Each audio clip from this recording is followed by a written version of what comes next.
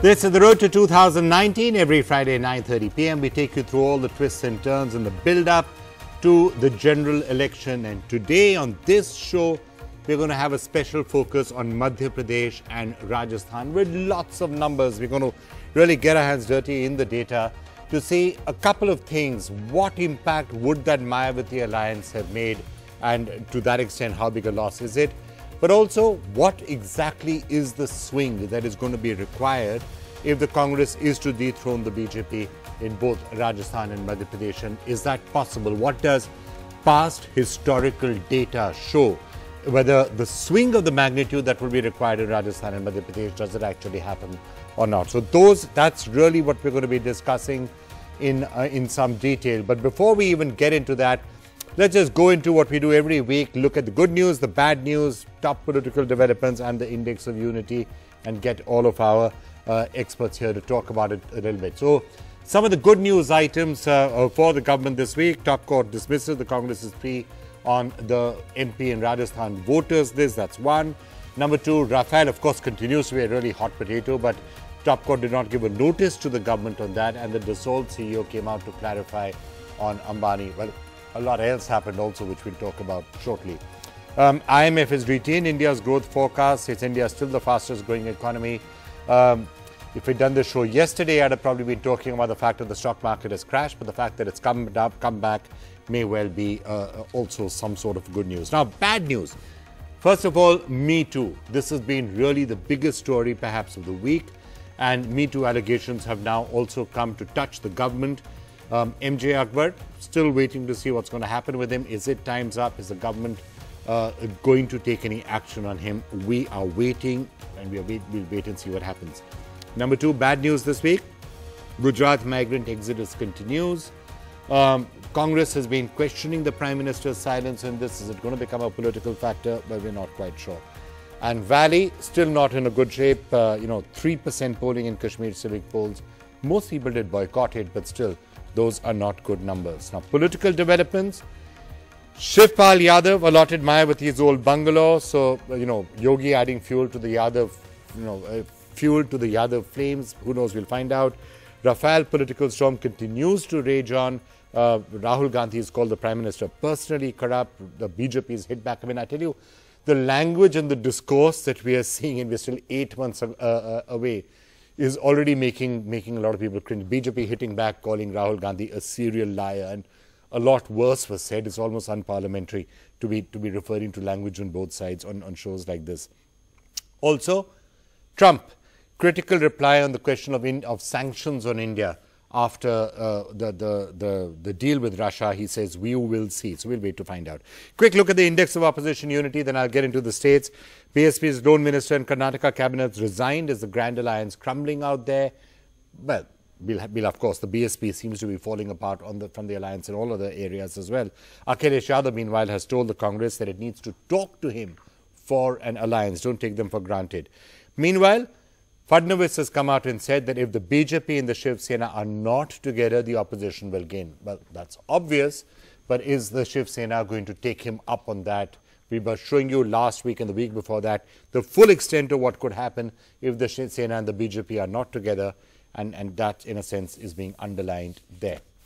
All right, before I actually get into those two states, let me welcome all of our guests out here and see if they have a couple of comments to make on some of the areas that we've already spoken about. So, Rashid Kedbai joining us. Rashid, thanks for joining us from Bhopal. Also from Bhopal, Abhilash Khandekar, who's going to also be talking to us at great length, of course, both of you on Madhya Pradesh. Aarti Jairath is with us here, as is Pradeep Bhandari, founder Jan Ki Baat. We have Deshratan Nigam here, right-wing thinker, and a political analyst. Always good to have you with us. Sanjay Jha is with us, spokesperson of the Congress party. And we also have with us Surendra Bhadoria, leader of the BSP. Can I just first start by getting a quick sense on you on some of those points that I read out? Good news, bad news, take your pick. Which of them do you think has a lasting political impact, if any of them? The migrant exodus, Rafale, will it be a major issue going forward? Me Too against MJ Akbar. Sanjay Jha, would you want to take any of these? Many people were disappointed, by the way. I know Rahul Gandhi has tweeted today about Me Too, but many people were somewhat disappointed when in that press conference that was being done on Rafale, when people asked him about Me Too, he said, you know, we'll talk about it at some other stage.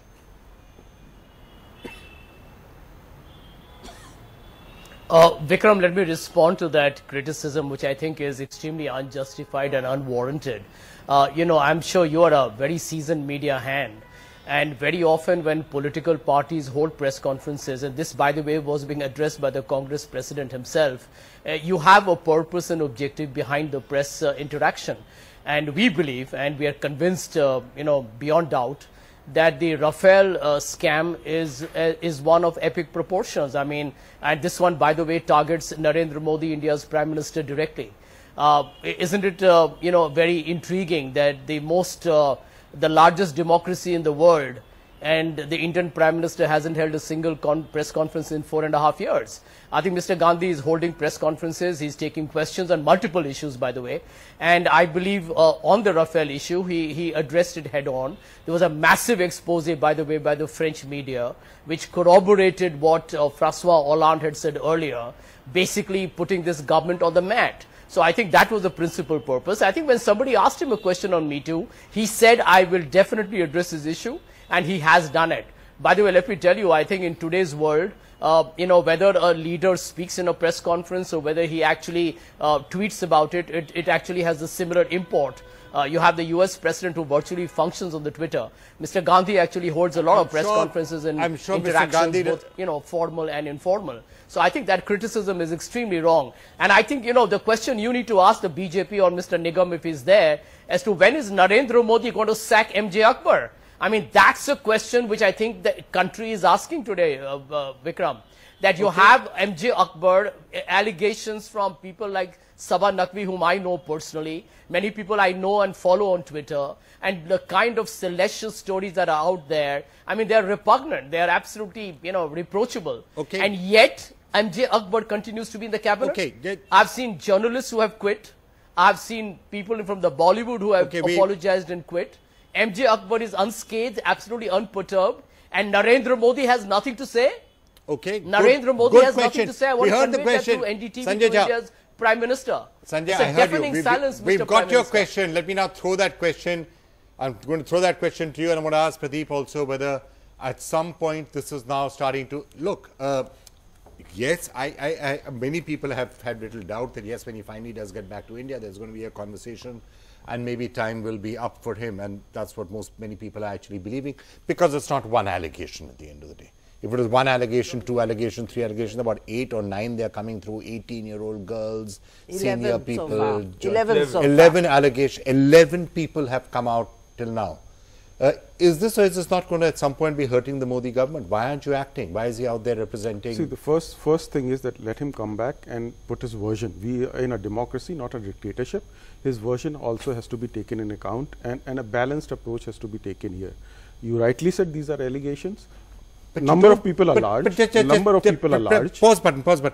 You don't necessarily need to wait for him to come back and say, what is your view? There are things like the telephone calls, there's video conferencing, there's FaceTime, Zoom messages can be arranged. He could be told, listen, whatever you're doing, drop it, fly back to India and tell us exactly what this is about. He's got his prior commitments there abroad, and let him come. Heavens are not going to fall. Let him come. Let's hear his version. But in the meantime, he is representing the Republic of India as a minister in the Indian government. For an unproven allegations.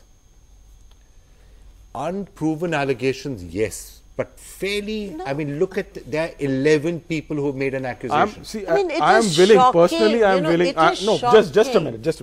I am personally willing to believe what you're saying, but we are in a democracy. It's not what I'm saying. I'm not alleging anything about him. I'm just saying in a situation. Look, I get what you're saying. If one person says in a democracy. Your word versus the others. We are in a democracy, and democracy does not function on one side of the view. And it has to be, let him come, let him, and in fact, Menaka Gandhi also said something of like a judges panel going into all these allegations and something today. And I read it in the some website. And secondly, about Rafale. Rafale is a dead horse. one is flagging a dead horse. See, Dassault has said this is 10% of the 30,000. So I'm going to come to Rafale. I promise you I'm going to come to Rafale. I assure you I'm going to come to Rafale. Don't worry, I am going to come to Rafale. But let me just finish with this. Aarti, you said it's shocking. I mean, look, I think, but at the look, this is the road to 2019. At the end of the day, by the time 2019 comes, the government will say we did sack him. How democracy functions. No. I am not taking anybody's sides. They're two different things. One is whether this is going to be an election issue. Probably I don't not know. by then. Probably not, because elections are still 6 to 8 months away, and hopefully before that MJ Akbar would have stepped down, and then the issue will actually go into cold storage. So I don't think that's, but for the unless moment, allegations are made about any other political leader in any other any political which party, can happen, which can certainly happen. Absolutely. I mean, I don't think we should make the I don't think we should make the mistake of saying that MJ Akbar is the only politician who's been guilty of for the moment or accused of sexual harassment. For the moment, I think it is embarrassing that a person like MJ Akbar, who's facing these allegations, is traveling all over the world representing the country, representing the government, and he has this huge stain on his reputation. Now, whether that stain is justified or not is not the point. The fact is that there is a stain at the moment. Okay. And, I mean, I think that, when you send somebody abroad as your minister, he should be somebody of impeccable reputation. Okay. And that's not happening right now. That's not true. Pradeep Bhandari, you were almost nodding your head while we were all speaking a short while back, and while Aarti was speaking. So you tend to agree with her? See, I personally believe that morally Mr. Akbar should resign, and till the time this is proven or not proven, that is something which can happen in due course of time. But definitely, yes, his version has to be heard, but I think this is something which should happen ASAP. It is not something which should just happen, okay, fine, let the visit get completed, because there have been allegations, not just one, but repeated allegations from different individuals I think is the point. Him. It's not one person's word against another. So because it's not one person's version, so yes, I agree with Mr. Nigam's point that it is necessary to hear his version also of on the whole incident, but the visit can be cut short, and this can happen something which is very fast. The government should show proactivity on this aspect. Okay, is my opinion. I just want to move on now to, and I know Rafale is still lurking somewhere, but I have a lot of ground to cover on both Madhya Pradesh and on Rajasthan, so I'm going to get that out of the way. If we still have time left by the end of the show, we will come back to Rafale, which, I mean, Sanjay Jha is right. We're probably going to hear a lot about that for the next 7-8 months, including what the Supreme Court said this week. But let me just come to Madhya Pradesh now, and Madhya Pradesh and Rajasthan. Mr. Bhadoria, I just want to get you in on the Mayawati factor a little bit. But before I do that, I just want to present for all of you some data. Let's just take a look at, let's look at Madhya Pradesh, for example.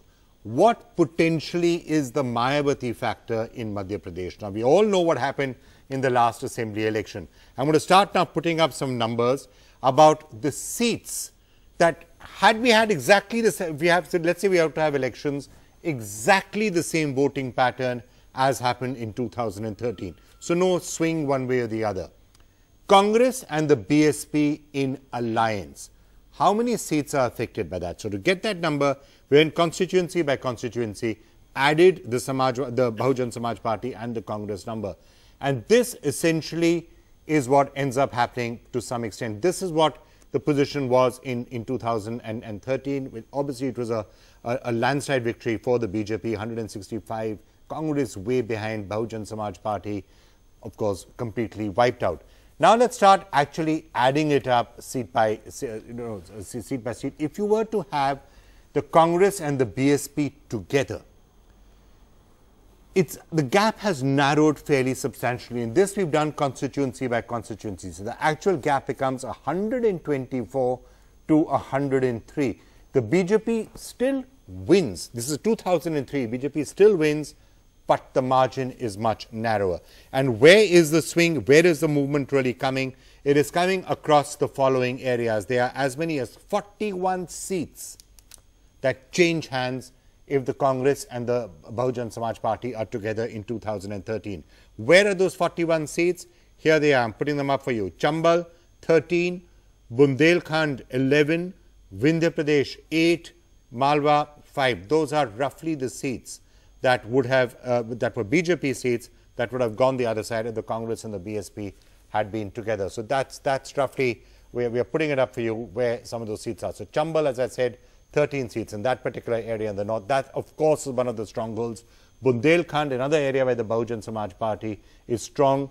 11 seats out there start to change. In Madhya Pradesh, 8 seats would have potentially changed hands if that alliance had taken place. And then in the other areas, Malwa at 5, and the other one is a little less. So especially in the north, and that stands to reason, these are the areas closest to Uttar Pradesh, which of course is where Mayawati has her strongest stronghold. Mr. Bhadoria, this, and I'm going to come to Rajasthan. Actually, I will just quickly take you through Rajasthan also. A similar sort of no, actually, it's not that similar picture in Rajasthan. In Rajasthan, there are a total of 10 seats that may potentially have changed hands if Mayawati, and the Congress had been together. Let's just go over that once. In Rajasthan, BJP had 163, the Congress was way behind at 21, and the Bahujan Samaj Party got 3 seats. Let's just have that number up. Now, again, going constituency by constituency in Rajasthan, you add the Congress vote and the Bahujan Samaj Party vote. This is what happens. In East Rajasthan, 4 seats would have changed hands. In the Mewar region, 3 seats would have changed hands. In Marwar, 1 seat would have changed hands.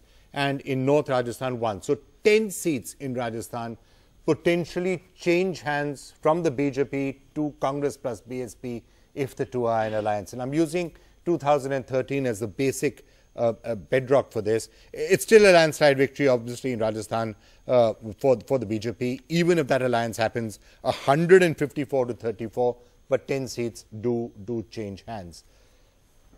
Mr. Bhadoria, you're going to be looking at that and saying, see, I told you so, you need to be with us even in places like Madhya Pradesh in case it's a close election. Well, you see, the 2018 elections to these states are important for our federal system, but 2019 is still about 6, 7, 8 months away, because your discussion somewhere implies that what is going to be the road to 2019. However, coming back to 2018 elections, Bahujan Samaj Party is fighting alone because we thought that we needed a respectable space in these elections, and like it happens, all political parties who are in a competitive situation, they need space. Like the Congress party in Uttar Pradesh contested last time with an alliance with the Samajwadi Party. It had very minimal presence, but yet they bargained for 100 seats and they won 7 seats and 7% vote. So we were of the view that the Bahujan Samaj Party has a significant presence in Madhya Pradesh and also fair presence in Rajasthan, and we were expecting that people would negotiate in respectable numbers, which did not happen. On the contrary, we got slur and we got comments coming from the Congress leaders like Digvijay Singh, who said that we are under pressure. Let me tell to you, and through you, I mean the NDTV, to the nation, we were never under pressure. Even when Manmohan Singh was there, he was Prime Minister for 10 years, and there was CBI, every month there were stories about it. We were never under pressure. We were never under pressure during Atal Bihari Vajpayee. So we are never under pressure. We fight on issues, we fight on ideology, and we will continue to do so. But we did not, and I think it has not gone well with the people of this country. It has not gone well, certainly, with the most oppressed sections of Indian society. And I think on a long-term basis, though I think the Congress leader Rahul Gandhi and Sonia Gandhi have not been of the same view as some of the leaders of the Congress party in Madhya Pradesh and in other states. I also read a statement from Mr. Kamal Nath, who said they were asking for seats out of proportion.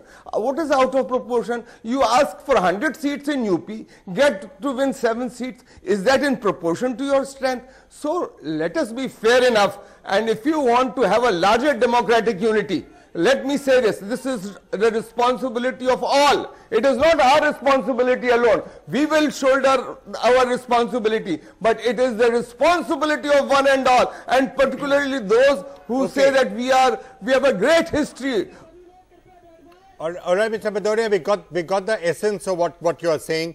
Sanjay Jha, we've discussed this at great length. That's why I want to get on to some of the broader Madhya Pradesh trends also.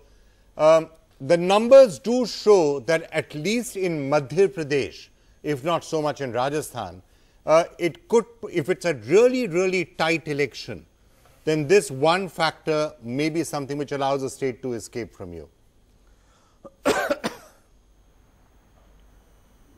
Well, Vikram, let me tell you, I think not just Mr. Gandhi, but several leaders of the Congress party, and I say so here with full responsibility as the spokesperson of my party, that in terms of political accommodation of all the regional parties, being empathetic to everyone's aspirations is something that the Congress party believes in and is working towards. And I think even as we talk right now on the NDTV channel, I can tell you this, that the Congress party would be willing to look at negotiating what ought to be, in our opinion, a workable proposition. And I do understand. I have a lot of respect for Mr. Bhadoria. I think he's a very articulate and a very makes very tangible points. But the truth is, and he will also recognize that, you know, at the end of the day, in a political contest, you've got to look at multiple variables. Some are not directly under your control. Your regional leadership is empowered. You have got karyakartas and workers who work for 5 years and wait for an opportunity. So I think both parties out here have their own challenges and internal compulsions. But I do believe that to defeat the BJP, which has been frankly been a monumental disaster in the last 5 years, in particular in Madhya Pradesh. I think this is a great opportunity if the Congress and the BSP were to fight together. But what should be the ultimate permutation combination that works to the satisfaction of both parties is up in the air. But we are willing to talk to the BSP, and we don't believe that the doors are closed. In fact, I would like to tell you that our doors and windows are open for the BSP to negotiate with. So you're saying that the windows and doors are still open in Madhya Pradesh, even at this stage. That's interesting, and it's a subject that I would like to take a little bit forward. I want to get our other experts from Madhya Pradesh in as well, because let's just look at the numbers in Madhya Pradesh. Let's just turn our attention to the sort of swing that will actually be required if the Congress party is to dethrone the BJP in Madhya Pradesh, Congress plus allies, whatever it is. This is what the numbers were in 2013, and let's remember it was an extremely comfortable victory there for the BJP. 154 seats, you know, and Congress way behind.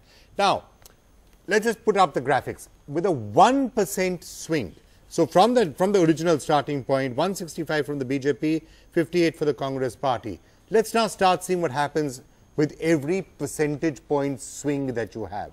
A 1% swing in favor of the Congress party. Congress goes up to 69, but it's still a landslide victory for the BJP.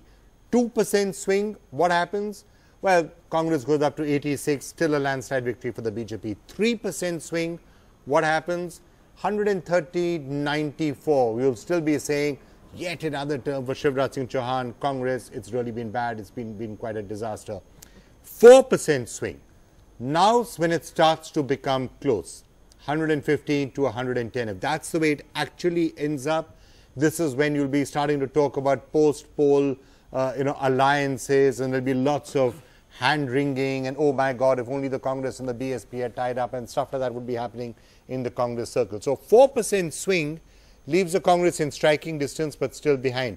It's the crucial number you have to get is 4.5% if you're the Congress party, and only then do they actually overtake the BJP. And by the time it's 5% and 6%, it starts to become a reasonably comfortable victory for the Congress party. So you're really looking at having to have, for the Congress party, a 4.5 to 5% swing before they are able to win Madhya Pradesh. Is that at all feasible? Is that even likely? Is there any past precedent to indicate that a swing like that is feasible? Well, we're going to go to Rashid Kidwai and Abhilash Khandekar in Bhopal, who are going to tell us what they think about swings like that. But we're going to do this in just 2 minutes. Quick break. We're back to get analysis of whether that swing is at all feasible in Madhya Pradesh.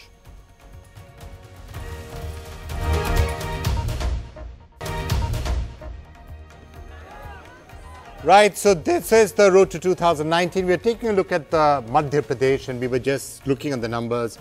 It's a 4.5% to 5% swing that will be required if the Congress party wants to dethrone the BJP in that state, and especially because there's no alliance with the Bahujan Samaj Party right now. Sanjay Jha did tell us before the break that doors and the windows of the Congress party are still open for the BSP to come back. But Rashid Kidwai, let me just get you in on this, and then Abhilash Khandekar. 4.5% swing. Is that something which is even feasible or possible? And to what extent does that BSP figure make a difference? There would be anti-incumbency, but is it a sort of anti-incumbency that leads to a 5% swing? Rashid.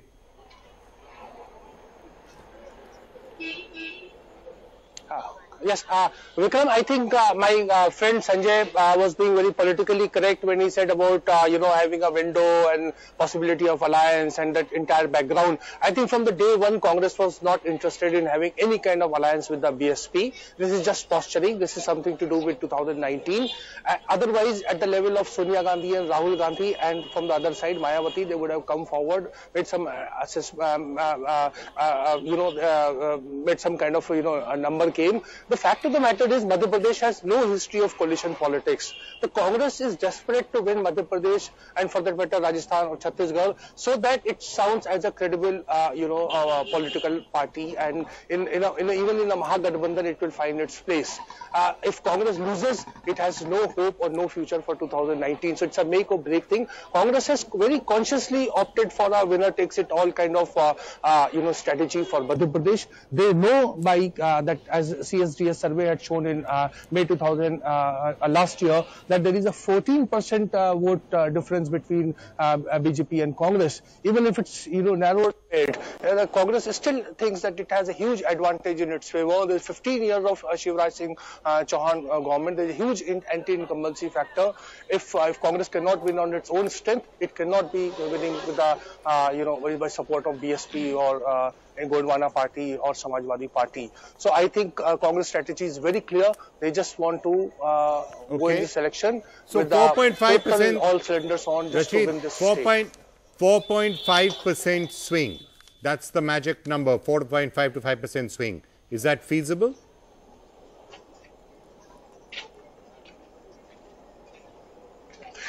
I think if people look, the entire polity in Madhya Pradesh revolves around Shivraj Singh Chauhan. Either voters are going to vote for him or vote against him. Now, if they're going to vote for him, there's very little Congress can do. But if they're going to vote against, the Congress knows that it is the only credible alternative. It is not BSP, it is not SP, it is not Gondwana. Okay. The majority will come to the Congress. All right, fine. Let me get Abhilash in on that note. 4.5% swing. Ajay, Abhilash, so let me throw you that same question. 4.55% swing. Feasible? I don't think 4.5% is feasible in the given conditions, because if we are taking 2013 as the base year, there are a lot of new changes that have happened in Madhya Pradesh. Sorry. And we can't say that there is a fight directly between Congress and BJP, which has been the traditional way of voting in Madhya Pradesh. This time round, the BSP is trying to field candidates from all 230 constituencies, as also AAP party. And there is a new dimension to the fact that the OBCs, minorities and the upper caste, they have formed a new grouping called SAPAKs. And all political analysts and journalists like me are also trying to watch how the upper caste movement that has gained ground in Madhya Pradesh is going to behave on the eve of the elections, and how the upper caste, the minorities and the OBCs are going to vote against the Atrocities Act. So this is very, very important, and therefore I am saying that this 4.5 swing, if it happens, it is not going to only damage BJP, but it will also go to some other parties as well. As you know, in the last 3 elections, the best performance of BJP was in when they won the 173 seats against Congress 38, and then they dropped to 143 and then regained last year last elections 165, and the Congress best performance was in 2008. So if we talk about Congress and BJP, Congress under Kamal Nath and Scindia's leadership is trying to gain lost ground, and Kamal Nath is on record having said that the 10 years rule of Digvijay Singh was very bad, and now Congress does not expect to be punished for that after so many years. So people know that there is a baggage on Congress. This thing, and the second thing is that these new groupings of AAP party as well as BSP, there are about 35 seats which are SC dominated, of which 28 seats were won by BJP last time. But I don't think the same performance BJP will be able to repeat. Okay. I mean, those are valuable insights coming in for us from Bhopal. But I just look at the past trend. The question I was asking, there are some states which don't see too much swing one way or the other. But if you look at the sort of, we'll come to the backward vote thing a little later, but if you're looking at the sort of swings that we have actually seen in the past election, 98 had seen the Congress dropping sort of more or less the same vote. 2003, Congress dropped 9%. In 2008, the BJP dropped 5%. 2013, the BJP picked up 7%. So historically, at any rate, it's not that the swings of the magnitude that we're talking about are unheard of. Vikram, yeah. Vikram, 2003 is a turning point in Madhya Pradesh politics, because that was the year when the 10-year-old rule of Digvijay Singh came to an end. Uma Bharti became the chief minister. She was removed. Then Babulal Gaur was made, and then Shivraj is continuing for the 13th year.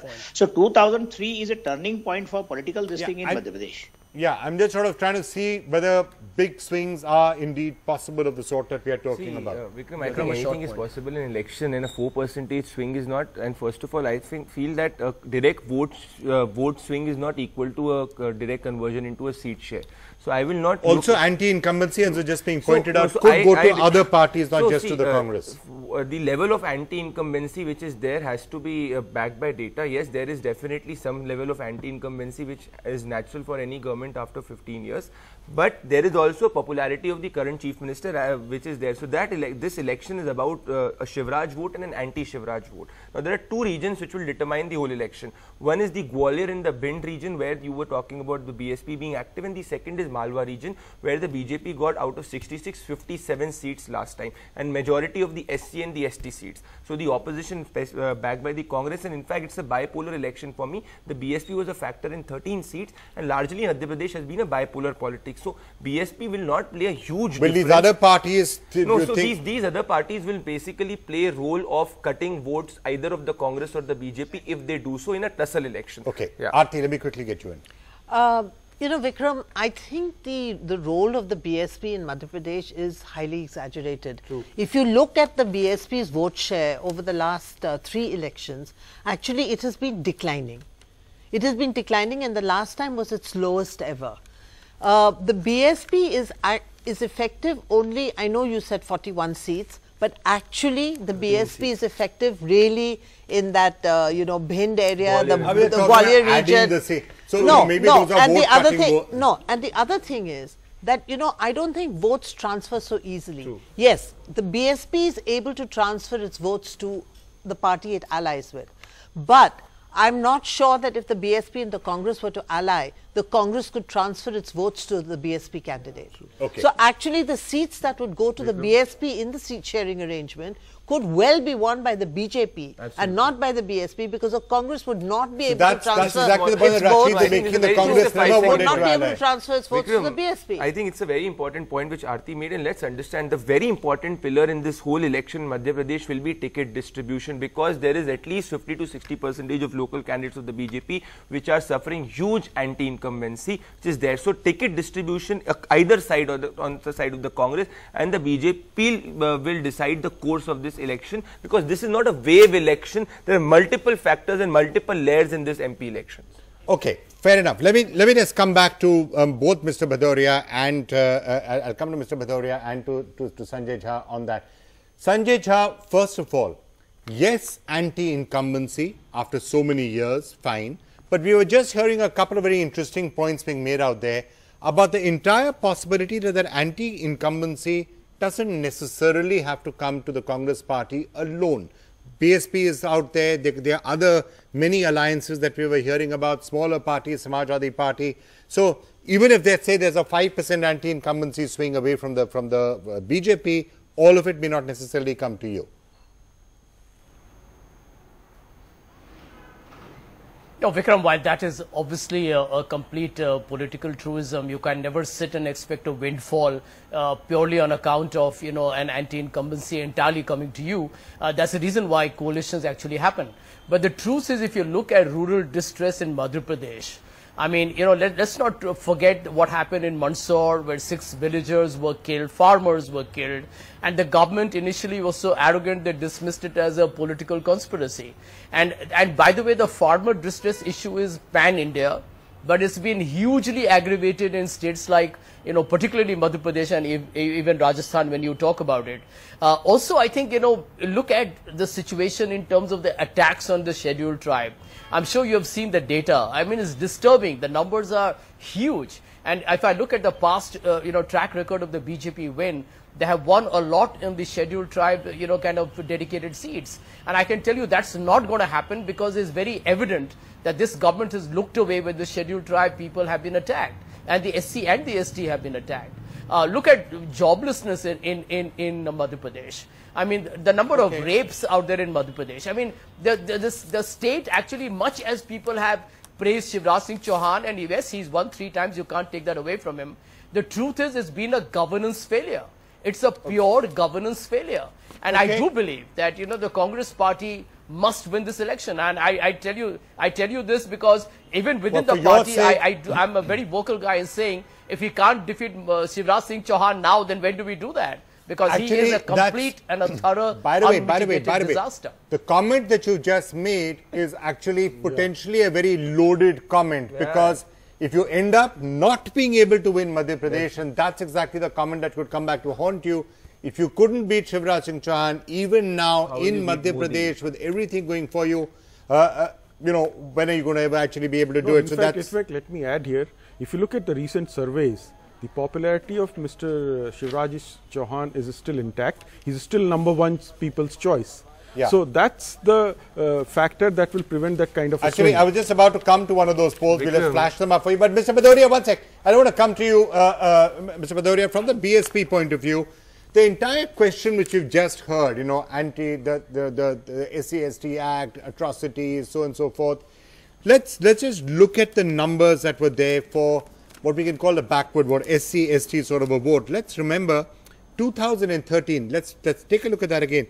BJP won many of the seats that are reserved for SCs and STs. Look at the share of the vote they got: 47%, 30%, and 42% in ST seats. So, what do you think the Bahujan Samaj Party, and even in these seats, SC seats, the Bahujan Samaj Party was barely 7.8%. In the ST seats, the Bahujan Samaj Party was barely 2.7%. So it's all very well for you to say we must be given a respectable position, but you weren't able to necessarily make much of an impact even out here. It was the BSP which won the BJP, I beg your pardon, which won the SC seats. No, I was not asking for any respectable position. What I was saying was, in a larger democratic unity, you have to forge ahead an understanding and you have to coalesce together. You saw the defeat in Gujarat, and you also saw that in Karnataka, it was because of the combined effort of all the opposition. BJP government was not formed over there, and it was not only because of Congress party that the government of BJP was prevented from being formed. It was the combined effort. And let me also say that this election is taking place also in Chhattisgarh, other than Madhya Pradesh and Rajasthan. Even in Chhattisgarh, the alliance was not possible because, after all, like in Karnataka, you have Jogi, and we are also there, we are contesting together. Now, coming back to Madhya Pradesh, you see, we can't break down the numbers like this. Even Akhilesh Yadav has said that Congress party is not being reasonable enough. Numbers like this, that's what the numbers were last time. Why can't we break down the numbers like this? Of course, numbers are important, but no, you can break. Of course, it is the job of a psychologist to break the number. It is the job of analysts like you or the channels like you to do it. But we understand that we have a requisite strength, and we also expect when 2019 elections will happen, will Congress not want to contest in the states like UP, Bihar and Bengal where there are that's an important thing. Party in these I think that's the crux of the That's the crux of the question. That's the crux of the entire bargaining, and that's the crux of Rashid Kidwai. So to come back to this, look, let's just look at the way these dynamics are working out. So first of all, what Avilash is also saying, number of other parties are there who are contenders. At the end of the day in Madhya Pradesh, this is what one of the crux of the questions comes down to. Is it still a bipolar state? At the end of the day, it's a bipolar state. It's Congress versus the BJP. Everybody else is a bit player.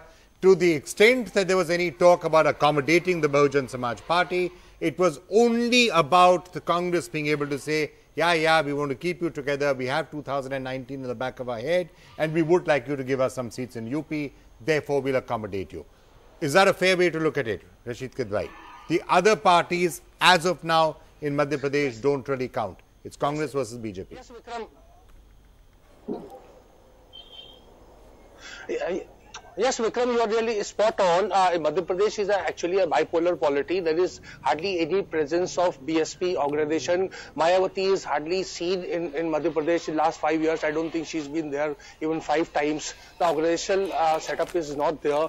You see, as Abhilash ji was mentioning about that hype relating to SC/ST Act, the Congress is actually eyeing upper caste vote, which is a traditional supporter, she has been a traditional supporter of BJP. So if these things happen, the Congress thinks that it will be in a comfortable position to win this election. And unless they win, as my friend Sanjay Jha was saying, unless they win, they will not be contended for 2019. So Madhya Pradesh is a road for the Congress for 2019. Either as a coalition partner or for Prime Ministerial chair or kind of permutation combination will be there. Madhya Pradesh is extremely crucial for them to win an outright victory. Not a Karnataka-like alliance government that will not serve Congress purpose. Okay. I just wanted to ask you, the entire question, because you would have your pulse, your finger on the pulse on the ground out there. This entire talk about, with this, I mean, frankly, when I'm saying it's BJP versus the Congress, it often seems to be Congress versus the Congress in a large part of Madhya Pradesh in all elections. You know, there are various, between the various factions out there, they're all fighting each other. How is it on the ground this time around? Is there unity or is there not unity within the Congress party? Do they all realize just what the stakes are or no?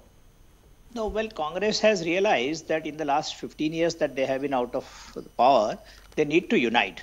And therefore, the Congress High Command put Kamal Nath, the most senior leader in Madhya Pradesh Congress, though he doesn't really belong to Madhya Pradesh, but the fact remains that he is the senior most congressman, and he has been able to, the last show when I spoke to you about a month ago, Kamal Nath was not rightly settled in Madhya Pradesh, but now he has got his fingers everywhere.